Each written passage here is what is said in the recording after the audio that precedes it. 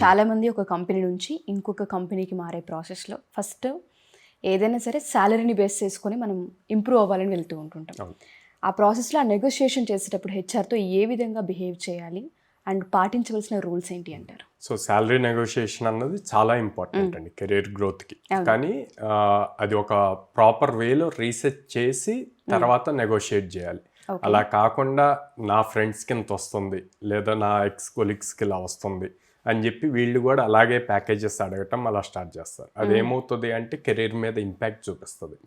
So దాని బదులు before మీరు ఒక కంపెనీకి అప్లై చేశారు, అన్ని రౌండ్స్ అయిపోయినాయి, అక్కడ శాలరీ నెగోషియేట్ చేసే ముందు అసలు ఆ కంపెనీలో ఆ పొజిషన్కి ఎంత రేంజ్లో శాలరీస్ ఉన్నాయి అన్నది మనం ఇంటర్నెట్లో సెర్చ్ చేయొచ్చు అనమాట.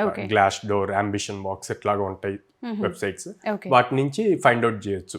సో ఆ పొజిషన్కి ఎంత రేంజ్ ఉంది, మినిమం ఎంత మాక్సిమం ఎంత అన్నది ఈజీగా తెలుస్తుంది. ఇస్తున్నారు అనేది మనం చెక్ చేసుకోవచ్చు. దాన్ని బేస్ చేసి ఒకటి ఫైండ్ అవుట్ చేయొచ్చు.